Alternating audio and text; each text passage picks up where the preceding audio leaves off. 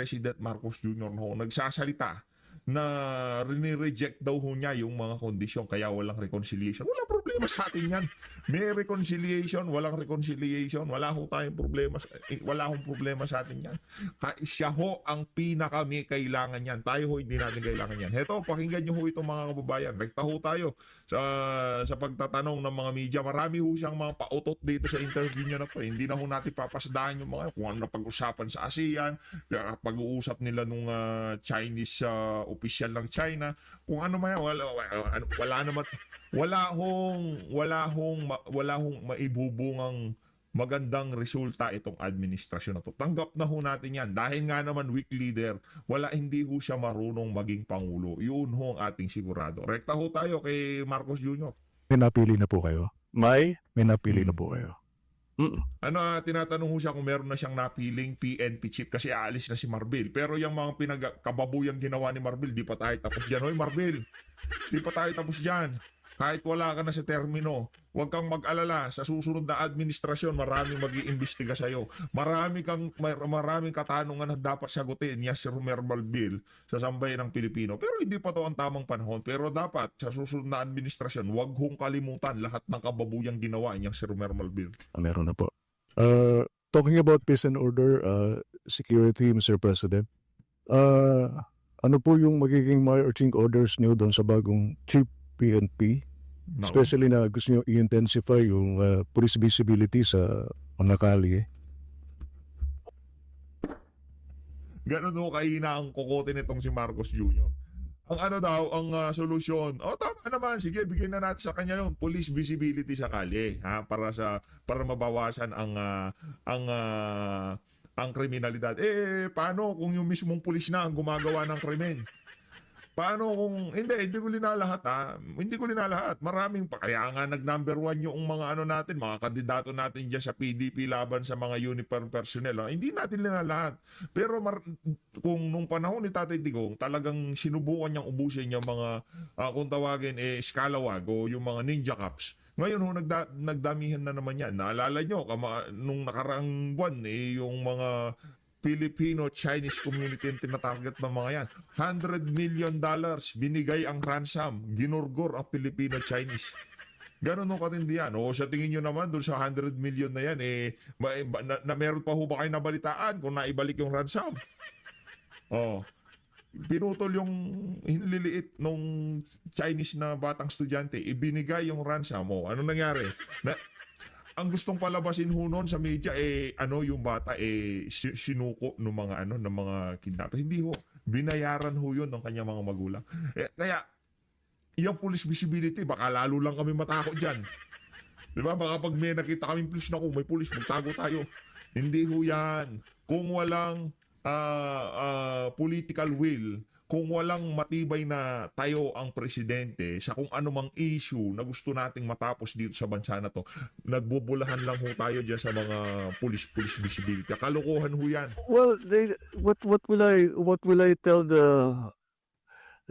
new chief PNP?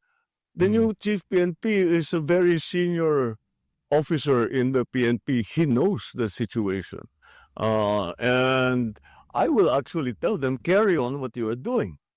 Because carry on what you are doing. Anong carry on? Sa panggigipit yung ginawa sa kay OJC, panggigipit sa mga vlogger, panggigipit sa mga kalaban ng administrasyon, mga kaalyado nitong si dating Pangulong Rodrigo Duterte. Carry on, ganon.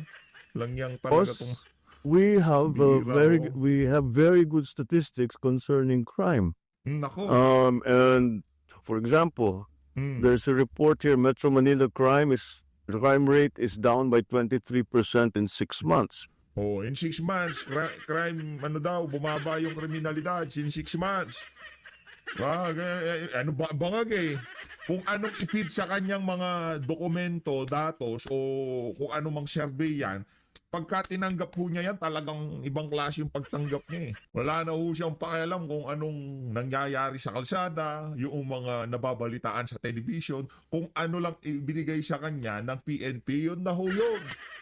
Kaya pagka sinabi ng PNP sa kanya, ang crime rate bumahaba, kahit nakaliwat kanan na naggugurguran sa kalsada, kaliwat kanan ng holdapan, wala, di totoo yan.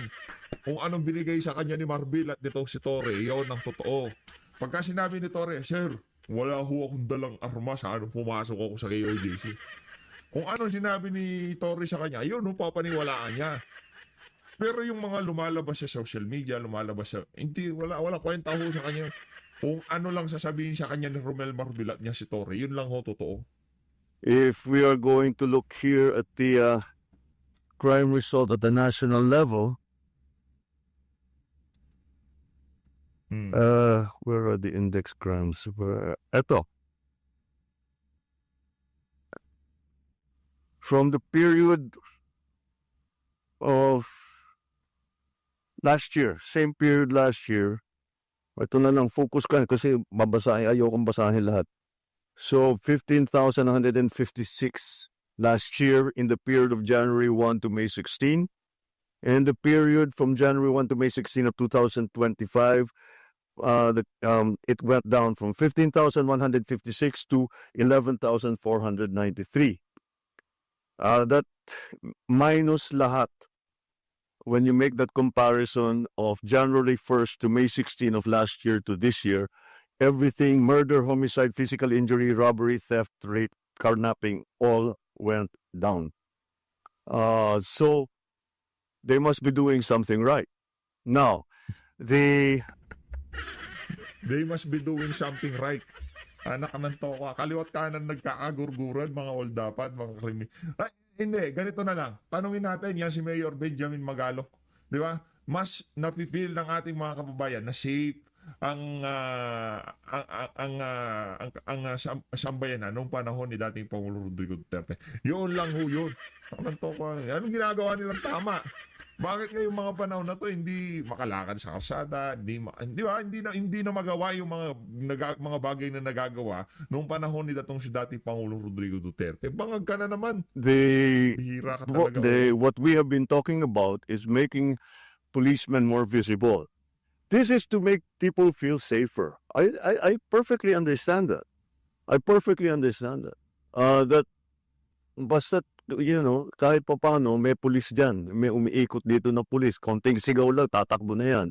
That's important. It's important to people.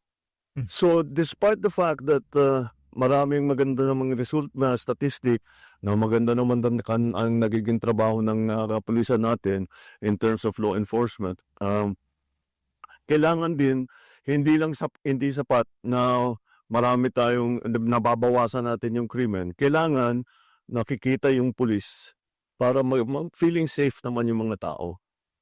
That's that.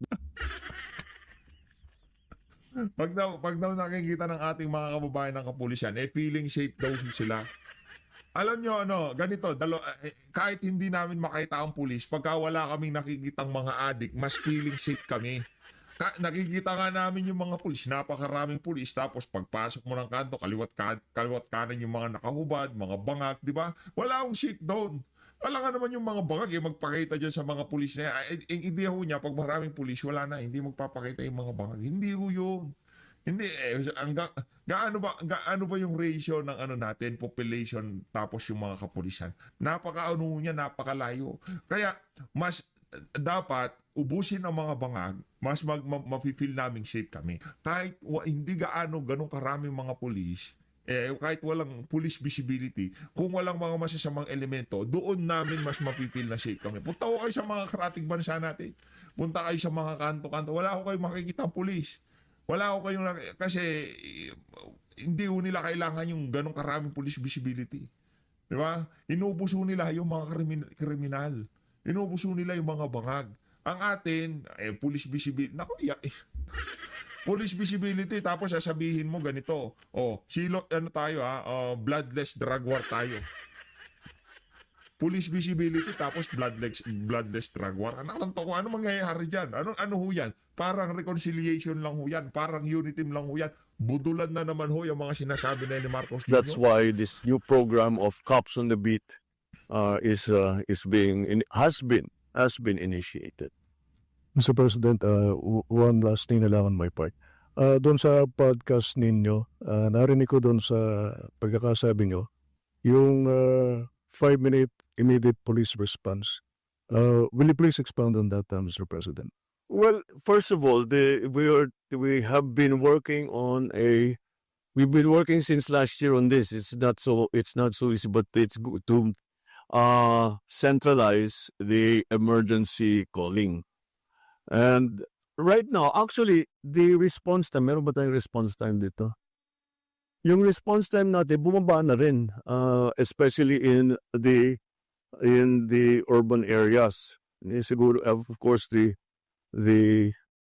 wala, there's no, but there are no statistics here. No. So we're trying to centralize the emergency calls. So pagtatawag ka ng emergency, whatever, tapos isa lang yung number kasi bawat bayan halos, bawat probinsya may sarili. So we'll centralize it para maging mas mabilis at diretso ka agad makadispatcha ng pulis pagka may problema, kapag may gulo. So we're hoping that at least in the urban areas that we're hoping 5 minutes. That's the aspiration once again. I hope. I think naman if we have the cops on the beat and they're in good direct communication with their dispatchador, then that will be the system that will be a good quick response. Pero kailangan mabuong system. One of the problems with the emergency call system is the statistic that about 70% are prank calls. So Hindi. Hindi ho yan. Yang ano na yan, yung mga pa-English ni Marcos yun. Wala hong walang lalabas na resulta diyan. Yang paparating na PNP chief. Ano ba ang kayang gawin ng paparating na PNP chief na hindi kayang gawin itong si Romel Marvin? Parehas lang ho ang kakayahan ng dalawa na yan. Galing ho sila sa iisang institusyon. Galing ho sila sa iisang ahensya. Galing ho sila sa PNP. Namuno sila ng napakatagal. Alam ho nila ang pasikot-sikot dyan. Alam ho nila yung mga skalawag. Alam ho nila galawan ng mga kabaro nila dyan. Yung mga may lagay sa mga kabaret, may lagay sa mga ganito, may lagay sa mga ganito. Alam ho nila yan, yung mga ano diyan. O merong mga nagpapalusot ng mga kontraband. Alam ho nila ang galawan nila diyan. Ngayon, kung yung mga yan galing sa iisang tahanan, galing sa iisang eskwelahan, galing sa iisang institusyon, umaasa ka na magkakaroon ng pagbabago dito sa bagong darating na PNP chief na to. Gayong wala ka namang ipinapakitang political will, para baguhin yung mga dapat baguhin, para tapusin yung mga dapat tapusin dyan sa PNP. Wala hong mangyayari dyan. Kahit sino pang ilagay nyo dyan, pagkabano ang presidente, wala hong mangyayari. Mag-uumpisa ho talaga dyan yung decisiveness na tinatawag nitong si Mayor Bangalong. Diba sabi niya, presidente dapat decisive ka. Pagka gusto mong mangyari yan, dapat mangyayari yan. Pagka sinabi mo mga skalawag, mag-resign ko, kung hindi, yayariin ko kayo, dapat mag-resign kayo. Yan ang sinasabi nitong si Mayor Benjamin Magalong. Pero, itong kay Marcos Jr., meron ho tayong problema dito. Pilit ho niyang iniaatang ang peace and security dito sa mga pulis na to, na hindi ho niya hindi ho niya kumbaga minamartilyo, kumbaga pinasok niya si Marvel, bahala ka niya dyan, kung anong bigay mo datos sa akin, yun na yun. Kung ano mong marinig ko sa social media versus dun sa sinasabi, wala na akong pakialam dyan. Ang importante lang sa akin, kung ano sasabihin mo. Kaya ginagago ho yang si Marcos Jr. ng mga tauhan niya dyan sa PNP. Kung sino mang italaga niya dyan, nako, ano na naman ho ito, na asa na naman ang ating mga kababayan na magkakaroon ng kahit paanong pagbabago diyan sa institusyon na yan, diyan sa PNP na yan, sa pagpasok ng bagong PNP chief. Huwag ho kayong umasa, wala hong mangyayari diyan, yan na sigurado natin dito sa PHFT. Sige, sinong gustong pustahan diyan? Pustahan tayo, wala mangyayari diyan. Pagka bano presidente, pagka bangag ang presidente, imposibleng merong matapos ng trabaho diyan. Magkakaroon ng yung tipong mauubos yung mga kriminal, yung matatakot ang mga kriminal. Gayong ang polisiya ng administration bloodless drug war. Anak ng toka. That's why we have to see how we can minimize that. Good evening, sir. Ay, Last Friday, Executive Secretary Bersamin announced that he did not accept his resignation and that the economic managers were retained and there were other movements that were announced. The executive secretary also said that there would be new announcements on movements by tomorrow. Would you like to share with us? Not yet. Not yet. I'll share with you one thing. That there, well, as we were doing the performance review, and when we see shortfalls in performance, I don't leave it at that. I look and ask, why is that the case? And that is why we asked all the heads of agencies to also submit their courtesy resignations, because we have to look at deeper, not just look at the secretary. The secretaries, I think, to well, all of them. Some have to be moved around. Some have chosen to leave, or no longer think they can contribute. But in any case, we are looking at the problem deeply. You know, siguro by now, you know, I don't do things pang optics. If there is a problem, I like. Hindi daw niya binagawa ang bagay-bagay para lang sa optics. O kumbaga para lang sa camera, para lang merong mapakita lang yung isang bagay pero hindi naman talaga yon ang pakay. Hindi daw niya ginagawa yun. Doon pa lang tayo sa reconciliation. Doon pa lang tayo sa pag-antat dito. Reconciliation. Ano bang optics na gustong ipakita nun? Ay, grabe naman.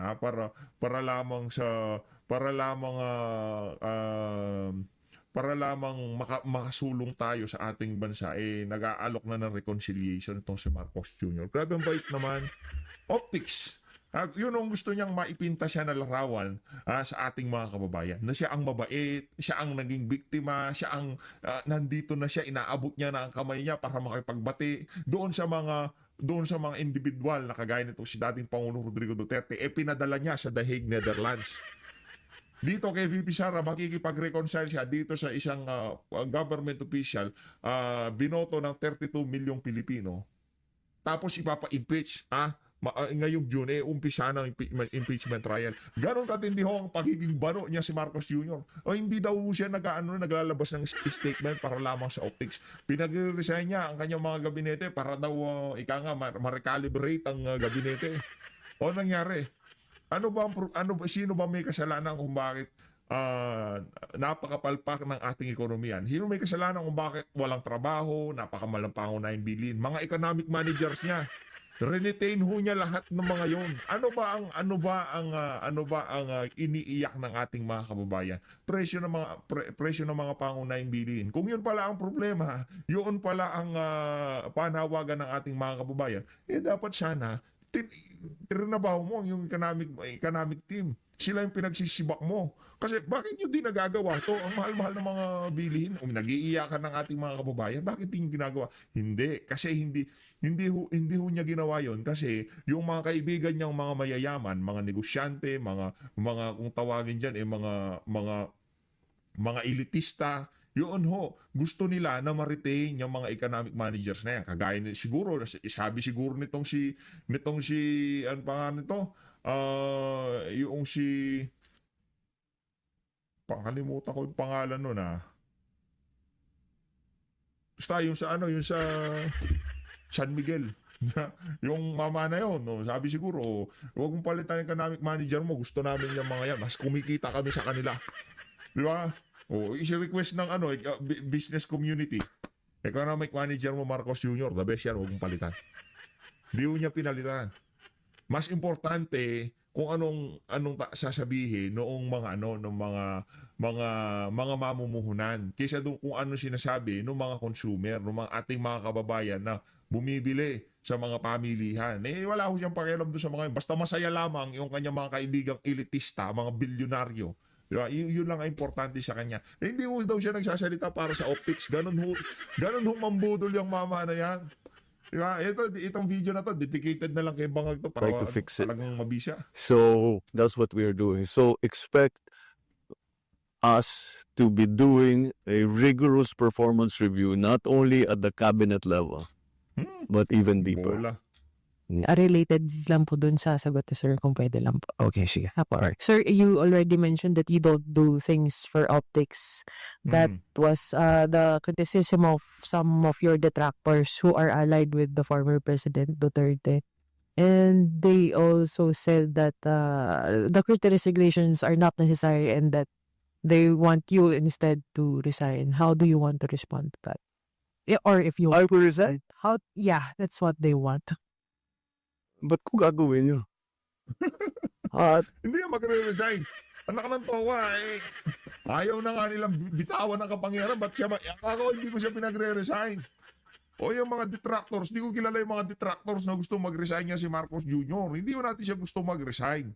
Ang atin lang naman ho dito, kung hindi niya kaya magtrabaho, di ibigay niya sa iba. Pero yung tipong, kung kaya mo na magtrabaho, di magtrabaho ka. Bigay niyo ho yung best niyo. Magpakapangulo kayo. Di ba? Yun lang naman ho atin dito. Ngayon, kung hindi niyo kaya magpakapangulo, ayaw mo mag-resign, di magpakapangulo ka. wala sa ugali ko yung tinatakbuhan ng problema. Nako, wala siya. Magandang gabi po, Mr. President. Sir, you Wala daw siya ugali niyan. Tinatakbuhan ang problema. Anak ng to. Anong ginagawa mo sa anong ugali mo? Ha? Dinidispatch siya ang iyong mga yung mga nakikita mo na magiging problema mo, ganon. Kaso dito sa isa na to, sa mga Duterte, Brad, nagkamali ka ng binangga. Dahil ang binangga mo dito, hindi ang mga Duterte. Yung pangarap ng bawat isang Pilipino na nagmamahal sa mga Duterte na magkaroon ng tunay na pagbabago dito sa bansa na to. Hindi yung mga Duterte ang kalaban niya dito. Kalaban niya yung mga Pilipino na umaasa na kahit papaano na umayos itong bansa na to. Yun ho talaga ang binangga nila, yung pangarap ng mga Pilipino. Yun ang kinalaban mo.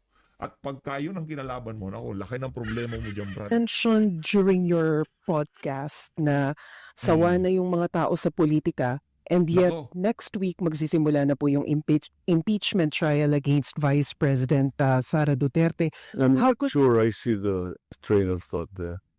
Sawa ang tao ng politika pero may impeachment. Yes, sir, because it's a political proceeding. So do you see this as a start of another political chaos? Yari ka dyan. The legislators, the senators, and the House are going to decide on how to handle it. I don't think that they've made any decisions yet in that regard. So let's let it's in there. It's there. Nasa kanila yan eh. Mostly for sa Senado, pero siyempre nandiyan pa rin ang House dahil sila mag-prosecute. So they will have to decide between the two houses how they were going to conduct this. You remind, I was part of the Corona impeachment. We were making rules as we went along, and I think that's what will happen here too. So we'll see what happens. Sir, I understand. Hindi niya ho naintindihan ng tanong. Hindi ho niya naintindihan ng tanong nitong si ate girl. Sinasabi mo na yung problema, yung ayaw mo na ng political issue, ngayon maya-maya merong impeachment. Kasi simple lang yan eh. Kung gusto nyo talaga mag-move on na tayo dito, magdire-diretso na, matapos mo na matiwasay ang iyong termino. Simple lang. Iuwi mo si Tatay Digong, hayaan mo yung impeachment na gumulong. Okay lang yan. Okay lang yan. Kaya ni VP yan. Ako, tayo dito sa PHFD, 110% meron ho akong tiwala dito kay VP Sara. Kung paano pinagkakatiwalaan ni dating Pangulong Rodrigo Duterte itong si VP. Ganong kalaki ho ang tiwala ko dyan sa ali na yan. Di ho tayo na makakambad dito sa PHFD. Lalo na dyan sa naging resulta ng eleksyon. Kung meron man dapat mangamba dito, walang iba kundi ho yung tao na yan, yung si Marcos Jr. Dapat ngayong mga panahon na to, mga tug na ang tuhod mo, Brad. Mga tug na ang tuhod mo dahil ang laki ng problema mo. Kahit sabihin mo pa na prerogative yan ng ganito, kahit trabaho nila yan. Hindi, Brad, Tatay Digong, presidente, sabi niya, ini-impeach si Lenny, huwag niyo impeach. Duly elected yan. Tapos na eleksyon, magtrabaho na tayo. Anong ginawa mo? Nagsalita ka pa, haging. Ano yan pagka sinabi niya na huwag niyong i-impeach, ayoko ng impeachment, kabaliktaran ho yun. Pag sinabi ng unity team, kabaliktaran ho yun. Pagka sinabi niyang not in a million years, hindi makakapasok ang ICC dito, kabaliktaran ho yun. Anong basa ng mga congressman sa kanya? Nung sinabi niya na ayaw ko ng impeachment, tinuloy ang impeachment. Kasi yun ho talaga ibig niya sabihin doon. Malinaw naman po yung pahayag nyo that you have nothing to do with the impeachment trial. But do you wish na sana hindi na lang ito mangyari so as hindi na lang How many times we have to say that? Hmm. I didn't want impeachment. Hmm. Lahat ng kakampi ko sa Kongreso hindi nag-file ng impeachment complaint. Oh, yun ang pala. Yung mga nag-file ng impeachment complaint, hindi mo masasabing kaya kong utusan o pagsabihan na ito yung Oh. gagawin mo. Oh, yun naman pala. O, ano to? Ano to? Oh, sino yan? Sino yan si Junior? O, ano ginagawa niya dyan? Anong ginagawa niya si Sandro? Ba't biglang lumitaw ang picture niya dyan? Kung ayaw mo pala ng impeachment, bakit ang anak mo ang pinakaunang pumirma dyan? Anak ng tokwa, mambubudol ka talaga, di ba? See? Ayaw daw ho niya impeachment. Pero ang pinakaunang pumirma sa impeachment ni VP Sara, walang iba kundi si Sandra, Sandro. Ano gagawin natin dito? Ganun lagi na lang natin tatanggapin na as is, ganun ang pagka sinabi ng presidente, yun. Hindi, kabaliktaran yun. Pagka sinabi niyang unity team, wawa sa akin ng kalaban. Yung kanyang ka-unity team. Pagka sinabi niyang ayaw impeachment, i-impeach yan. Pagka sinabi na hindi papapasukin ng ICC, papapasukin yan.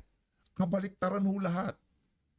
Kung ano siya lalabas sa bunganga nitong si Marcos Jr., yun ho ang kabaliktaran ng gusto niyang mangyari. Pagka sinabi niya na gusto niyang bumaba ang presyo ng mga pangunahing bilhin, lalong tataas yan.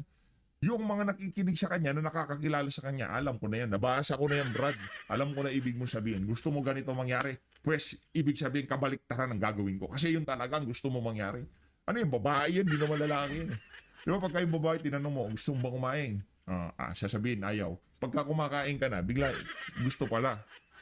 Oh, ganyan ho sila eh. Baka may pagkabinabai ang presidente na yan. Pagka gusto. Pagka ayaw, walang maraming pilitan. Lang niya ka talaga, oo. Di ba? Anong ginagawa dito nito? Anong ginagawa niyan dyan? Kung ayaw mo ng impeachment, dapat sana, yung anak mo, hindi siya pumirma dyan.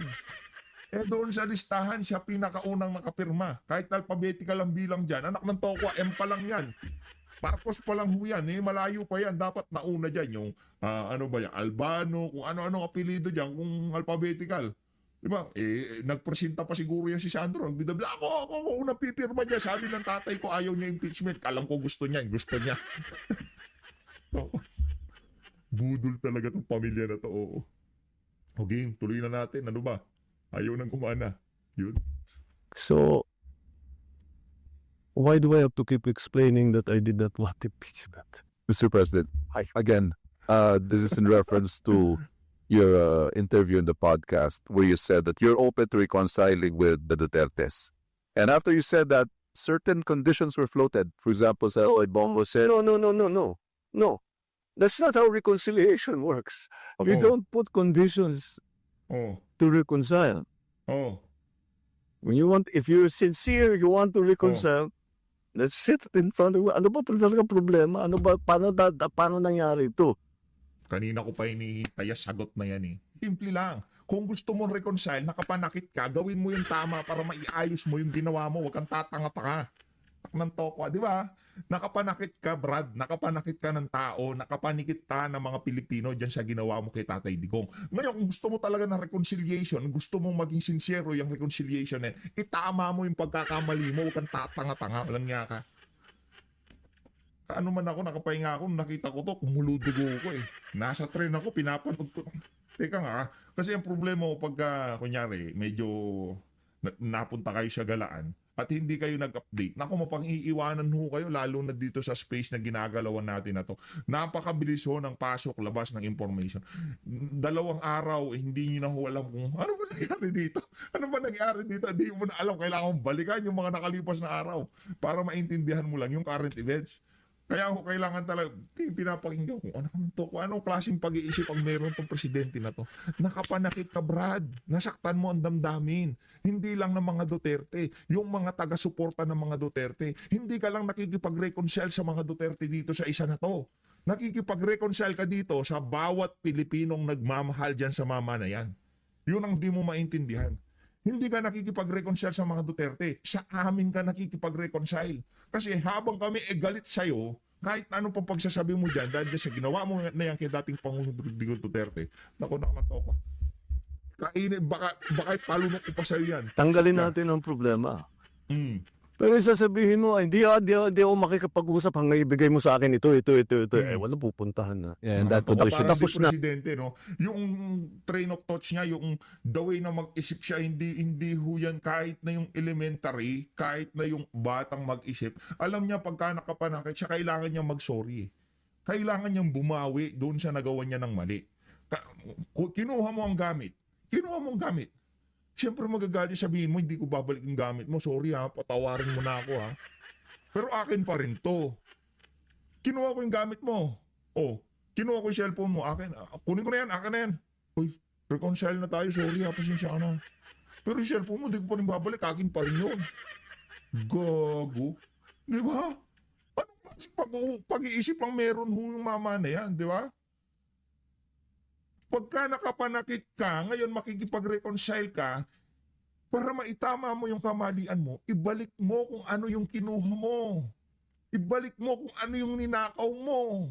Kaya ngayon, hanggang ngayon, di pa rin nakakabupod dun sa mga nakaw nyo na inayaman nyo kasi di nyo pa rin binabalik eh. Yung lupain dyan sa Poway, Ilocos Norte, binalik nyo na ba? Pinapabalik na yun ng Korte Suprema. Kasama daw yun sa ill-gotten wealth. Paano tayo magre-reconcile? Doon pa lang sa ginawa niyo sa mga nakalipas na panahon, balik nyo yung mga ninakaw nyo. Ibalik nyo si Tatay Digong dito. Nangya ka, kala mo siguro palalampasin ko itong isang, kaya nga itong video na to dedicate. Ay, mamaya na lang si Atty. Nakanta ko, ang gigigil ako dito sa mama. Tatapos ng, that's not reconciliation. Hmm. That's not even a negotiation. That's demanding. We're not, hindi kami nakikipag-negotiate. Brad, hindi kami nakikipag-negotiate. Itama mo yung kamalian mo. Ganun lang kasimple yun. Itama mo yung kamalian mo.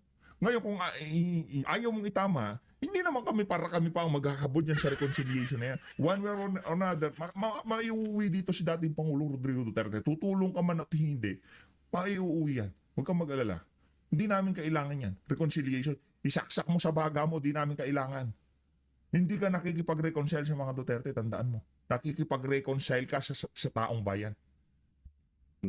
Those are setting conditions that, so, ano sasagutin ng kabila? Etong gagawin mo, sasagutin mo, hindi, gagawin ko yan kung gawin mo naman ito. Wala nang pupuntahan yun. Tapos na ang usapan. So, how far are you willing to go, Mr. President, to pursue this reconciliation? Wala na. Put it this way. I don't know what will come up. Wala ka nang alam eh. What's needed? Oh. Kaya ko bang gawin? Guys, pa-viral naman ho ito, mga kababayan, pa-viral naman ho.